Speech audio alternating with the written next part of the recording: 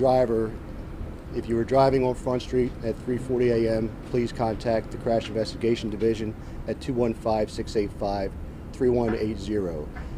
For any witnesses who were in the area of 4300 North Front Street around 3:40 in the morning, I would encourage you to call the Crash Investigation Division at 215-685-3180 and describe whatever you saw. Any small bit of information could be very important.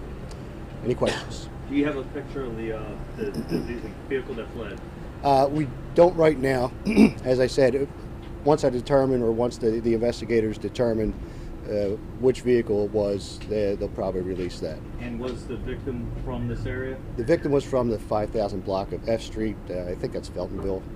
And you said there was no surveillance video, but then you said like video before and after. Where's that video from? So video from a police real-time crime camera at Front and Hunting Park, and there are some other videos that when I spoke to the investigator, he didn't exactly tell me where, but you got Front and Wing and Hocking on the north side.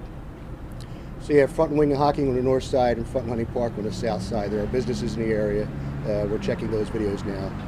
But again, with no parts recovered, no glass on the highway there, it might be difficult to determine which of these vehicles struck The the pedestrian. witnesses that were there, the family members, can they shed any light on it as to what might have happened? Again, Miss Diggs exited the vehicle for an unknown reason, fell shortly after exiting the vehicle. Two vehicles go by at the same time, and the family members are obviously very upset, and so we'll try to interview them again later on after things settle down and see if we can get some more specific information. So safe to say you don't know the driver of which vehicle hit her? At this time, no. And there's a potential that both could have hit her?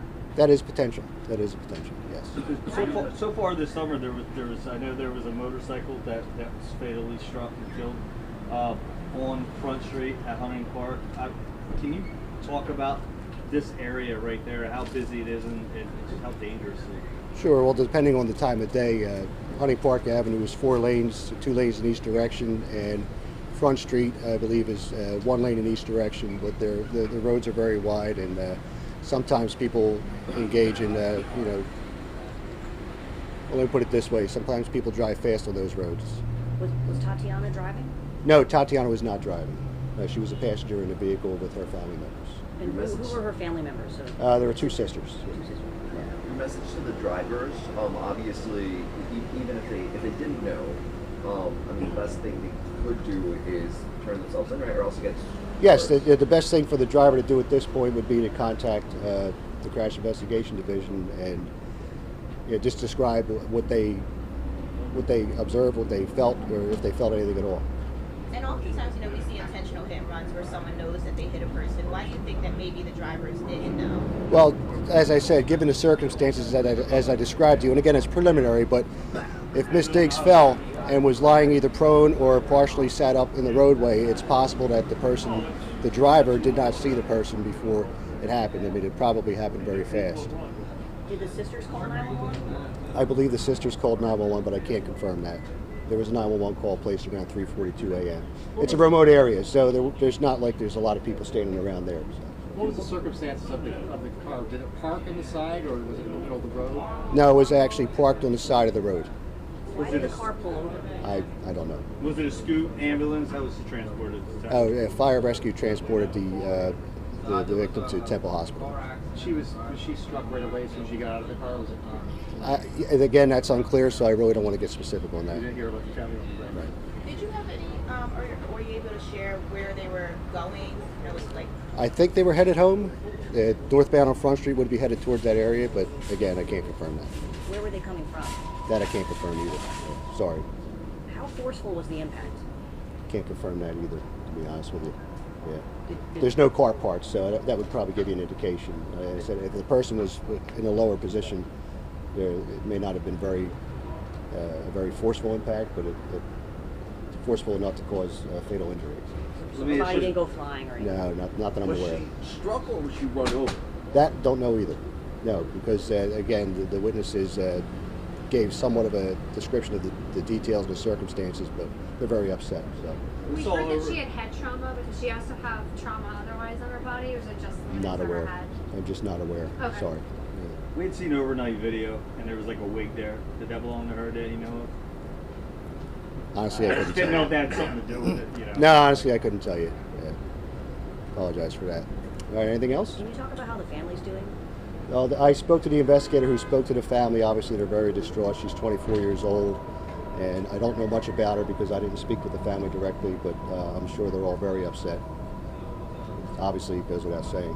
And you mentioned a real-time crime center got video. What is that, like a camera mounted on a pole? Or? Sure, yeah, there's a police camera mounted at Front and Hunting Park and you can't observe the crash from the distance, but what you observe is the two vehicles that I described to you coming and stopping at the red light there. What about license plate readers? I'm not aware of any license plate readers in the area there. So was it just a traffic camera? Traffic camera. So from the cameras. Oh no, I'm sorry. No, that's not a traffic camera. It's not a PennDOT camera. It belongs to the police department. A real-time crime camera. From those cameras, can you tell how fast it was going? Was it just normal speed? No, and I'll say this: that both of those vehicles that I described to you stopped at a red light and remained there. So they didn't appear to be leaving the scene. I understand what I'm saying, but I want to stress that we're still handling this as a hit-and-run investigation until we find something otherwise. And I think that's an important point to make. You know. Since Tatiana was low on the ground, is it possible that the driver hit her and didn't even realize that? That's a possibility that I don't want to discount. You know, I want to give the driver the benefit of the doubt, obviously, but again, we're still investigating this as a hit and run until we find otherwise. Thank you, Kevin. All right? All right. Well, thank you very much. And I don't know, this is best for you, but I was asked by another reporter on the shooting of 50 Snyder, do you guys have a good connection? Yeah, I didn't think so, but she was like, I didn't just expect in to be here today case. either. Is there any way you could release a photo with Tatiana? I don't have a photo. I suggest we try to get